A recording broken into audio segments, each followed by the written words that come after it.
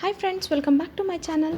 ఈరోజు వీడియోలో సింపుల్గా టేస్టీగా సొరకాయతో ఫ్రై ఎలా తయారు చేయాలో ఈ వీడియోలో చూపిస్తాను. ఈ సొరకాయ ఫ్రై చపాతీలోకి, రోటీస్లోకి, అన్నంలోకి చాలా టేస్ట్గా ఉంటుంది. సో ఇప్పుడు దీన్ని ఎలా తయారు చేయాలో చూద్దాం.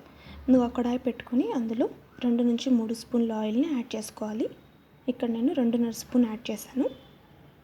తర్వాత ఒక అర స్పూన్ జీరా, అర స్పూన్ ఆవాలు, ఒక అర స్పూన్ పచ్చిశనగపప్పు, అర స్పూన్ మినప్పప్పు, వీటన్నీ యాడ్ చేసుకొని ఒకసారి బాగా ఫ్రై చేసుకోవాలి. ఈ ఫ్రై అవుతూ ఉండగా 3 పచ్చిమిర్చి కట్ చేసుకొని వేసుకోవాలి. తర్వాత కరివేపాకు, తర్వాత ఉల్లిపాయలను యాడ్ చేసుకొని మనం ఒకసారి బాగా కలుపుకోవాలి. వీటన్నిటిని 1 నిమిషం పాటు మనము ఫ్రై చేసుకోవాలి. ఇవి ఇలా వేగుతూ ఉండగా అల్లం వెల్లిగడ్డ పేస్ట్ కొద్దిగా వేసుకొని పచ్చివాసన పోయేంత వరకు దీన్ని కూడా మనం వేపుకోవాలి.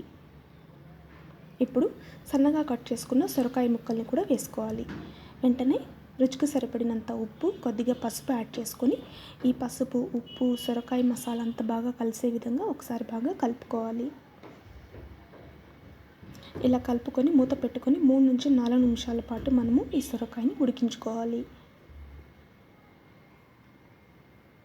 సొరకాయ ఉడకడానికి ఎక్కువ టైం పట్టదు కదండి, త్వరగానే ఉడికిపోతుంది. సో ఇప్పుడు చూసారా, సొరకాయ ఆల్మోస్ట్ ఉడికిపోయింది. ఇప్పుడు మన కారం ఎంత కావాలో అంత, నేను ఇక్కడ ఒక అర స్పూన్ దాకా కారం యాడ్ చేశాను. తర్వాత ఒక 2 స్పూన్లు పల్లీల పొడిని యాడ్ చేశాను. పల్లీలు దోరగా వేయించుకొని పొడి చేసుకొని వేసుకోవాలి. ఈ పల్లీ పొడి యాడ్ చేసుకోవడం వల్ల సొరకాయ ఫ్రై మరింత టేస్ట్గా ఉంటుంది. సో ఇలా పల్లీ పొడి వేసుకున్న తర్వాత ఒకసారి బాగా కలుపుకొని ఒక 2 నిమిషాల పాటు ఉడికించుకోవాలి. తర్వాత కొద్దిగా కొత్తిమీరని వేసుకోవాలి. కొత్తిమీరని కూడా వేసుకొని ఒకసారి అంతా బాగా కలుపుకుంటే ఎంతో సింపుల్గా, క్విక్గా తయారు చేసుకుని సొరకాయ పల్లీ ఫ్రై రెడీ అయిపోతుంది.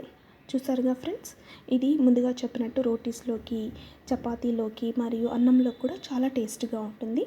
ఎలా ఉంది ఫ్రెండ్స్? ఈ వీడియో మీకు నచ్చిందా? నచ్చినట్టయితే లైక్ చేసి, షేర్ చేసి, సబ్స్క్రైబ్ చేయడం మర్చిపోవద్దు. Thank you.